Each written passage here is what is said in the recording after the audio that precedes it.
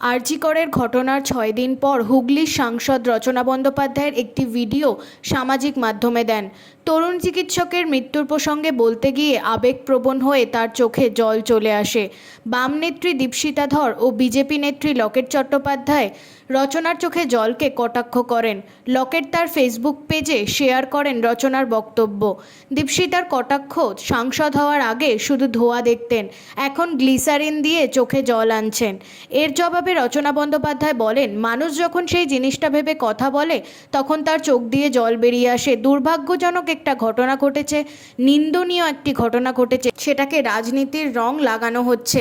সবথেকে অন্যায় যেটা করছে বিজেপি, সিপিএম, তারা উঠে পড়ে লেগেছে কে কী করছে সেদিকে নজর দিচ্ছে। সেটা না করে আমরা যদি সুবিচারের কথা বলি, মেয়েটির মা বাবার পাশে গিয়ে দাঁড়াই, তাহলে ভালো হবে। রচনা বন্দ্যোপাধ্যায় চোখের জল ফেললো, ঋতুপর্ণা সেনগুপ্ত শঙ্খ বাজালো, এগুলো নিয়ে সমালোচনা করবেন না, এগুলো আপনাদের শোভা পায় না। আপনারা যারা রাজনীতি করেন, মঞ্চে দাঁড়িয়ে বড় বড় বক্তৃতা দেন, আমাদের মতো শিল্পীদের সমালোচনা করেন কারণ আপনাদের চোখের জল পড়ছে না। আপনারা শুধু গলাবাজি করছেন, গলাবাজি করে সুবিচার পাওয়া যায় না। সুবিচার পেতে গেলে অন্যায়ের প্রতিবাদ গড়ে তুলতে হয়। কোন শিল্পী কী করছে সেটা দেখা হচ্ছে আপনাদের কাজ, দয়া করে এটা করবেন না। আইএমএ এর ডাকে 24 ঘন্টার কর্মবিরতি চলছে। সেই প্রসঙ্গে তৃণমূল সাংসদ বলেন, আমার কাছে লক্ষ লক্ষ ফোন আসছে, দিদি একটু দেখুন ডাক্তাররা যাতে চিকিৎসা করেন। আমরা ঠাকুরকে প্রণাম করি, তারপরেই ডাক্তারদের, কারণ আমরা মনে করি ডাক্তারদের হাতে মানুষের জীবন। তাই করজোড়ে আবেদন করব, ডাক্তারদের কাছে হাজার হাজার রোগী রয়েছে, তাদের একটু পরিষেবা দিন, পাশে দাঁড়ান। আজ হুগলির গুড়াপে একটি স্কুলের অনুষ্ঠানে যোগ দিতে যান হুগলি সাংসদ। ঘটনা নিয়ে আমরা সবাই একই কথা বলেছি এবং আগে যেটা বলেছি এখন আমি সেটাই বলছি যে অত্যন্ত নিন্দনীয় একটি ঘটনা এবং আমরা এর সুবিচার চাই। দিদিও সেটা বলেছেন এবং সেই জন্য আমরা কালকে রাস্তায়ও নেমেছিলাম এবং আমরা সবাই চাই যে দোষী তাড়াতাড়ি ধরা পড়ুক এবং তার ফাঁসি হোক।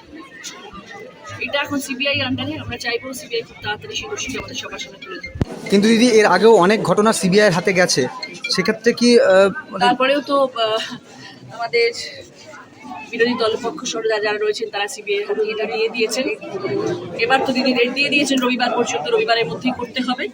এবং দিদি তো বলেছিলেন যে দিদি যদি সময় পেতেন দিদি নিশ্চয়ই এটা সুবিচার করতেন, কিন্তু দিদির কাছ থেকে সিবিআইকে দেওয়া হয়েছে। তো সিবিআই এটা হ্যান্ড ওভার করেছে যখন, রবিবারের মধ্যে দিদি আলটিমেটাম দিয়ে দিয়েছেন, সিবিআই এবার উত্তর দিতে হবে। আর বলছি দিদি, আপনাকে নিয়ে সিপিএম এবং বিজেপি দুজনের নাম বলি, দীপশিতা ধর এবং লকেট চট্টোপাধ্যায়, তারা কটাক্ষ করেছেন আপনি যে আবেগপ্রবণ হয়ে যে কেঁদেছিলেন সেটাকে নিয়ে কটাক্ষ করেছেন। তারা বোঝে না বলে করেছে, তারা এটা জানে না যে একটা মানুষ যখন সত্যিকার সেই বিষয় ভাবে এবং চিন্তা করে এবং সেই জিনিসটা চিন্তা ভাবনা করে যখন একটা কথা বলে তখন তার মানুষের চোখ দিয়ে জল বেরিয়ে আসে। আর সব থেকে বড় কথা যে এরকম একটা দুর্ভাগ্যজনক ঘটনা ঘটেছে, এত নিন্দনীয় একটি ঘটনা ঘটেছে, সেটাকে নিয়ে রাজনীতির রং লাগানো হচ্ছে। সেটা সব থেকে অন্যায় জিনিস যেটা ঘটে চলেছে, সেটার মধ্যে বিজেপি, সিপিএম সবাই উঠে পড়ে লেগেছে কোমরে দড়ি বেঁধে যে কে কী করছে সেই দিকে আগে নজর দিচ্ছে। তা না, সেটা না করে যদি আমরা সুবিচারের পেছনে দৌড়াই তাহলে খুব ভালো হবে। আমরা যদি মেয়েটির মা আমার পাশে গিয়ে দাঁড়াই সেটা ভীষণ ভালো হবে। রচনা ব্যানার্জি চোখের জল ফেললো, ঋতুপর্ণা সেনগুপ্ত শঙ্খ বাজানো, সেটা নিয়ে প্লিজ সমালোচনা করবেন। এটা আপনাদের শোভা পায় না, আপনাদের এটা শোভা পায় না। আপনারা যারা রাজনীতির মঞ্চে গিয়ে দাঁড়িয়ে কথা বলেন এবং আপনারা বড় বড় বক্তৃতা দেন রাজনীতির মঞ্চে গিয়ে, তারা আমাদের মতো শিল্পীদের নিয়ে সমালোচনা করে, এটা আপনাদের শোভা দেয় না। কারণ আপনাদের দিয়ে চোখের জলটা পড়ছে না, আপনি শুধু গলাবাজি করছেন।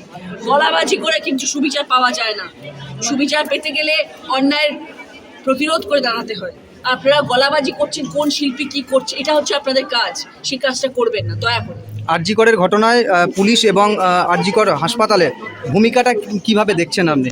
হ্যাঁ, কি বলছেন? আরজি করে হাসপাতাল এবং পুলিশের ভূমিকা নিয়ে আপনি কি বলবেন?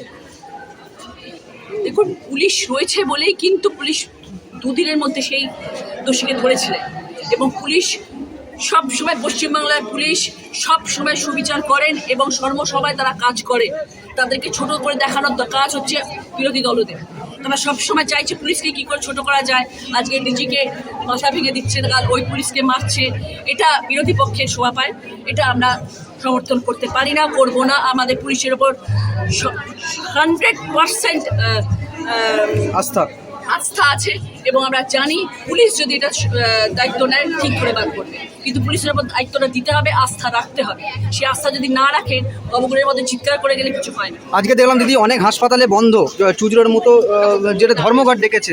ওটা আবেগে মানুষ করছে, কিন্তু আমি এটাও আবার প্রতিদিন মতন সবাইকে আমরা অনুরোধ করেছি, হাত বড় জোরে অনুরোধ করেছি যে প্রচুর মানুষ রয়েছেন যারা হাসপাতালে চিকিৎসাধীন, এবং তারা আমরা মনে করি ঠাকুরকে আমরা স্মরণ করি, এবং ঠাকুরের পরে আমরা মনে করি ডাক্তাররা হচ্ছে ঠাকুর, যাদের দিকে তাকিয়ে আমরা বসে থাকি সারাক্ষণ। তারা আমাদের জীবন দান করে, তাদের দিকে আমরা তাকিয়ে বসে আছি। আমার কাছে লক্ষ লক্ষ ফোন আসছে সব জায়গা থেকে যে দিদি একটু দেখুন যাতে ডাক্তাররা এসে আমাদের একটু পরিষেবা দেন। আমরা করজোরে আরবার অনুরোধ করছি। আমরা জানি ডাক্তাররা আমাদের ভীষণ রকমভাবে আবেগপ্রবণ হয়ে পড়েছে এবং তারাও সুবিচার চাইছেন, কিন্তু আমাদের অনুরোধ হাজার হাজার রুগীরা রয়েছে, তাদেরকে প্লিজ একটু সেবা দিন, তাদের পাশে গিয়ে দাঁড়ান। আমরা বিদ্যালয়ের তরফ থেকে স্বাগত জানাই মাননীয়া শ্রীমতী রচনা ব্যানার্জি সাংসদ হুগলি মহাশয়াকে।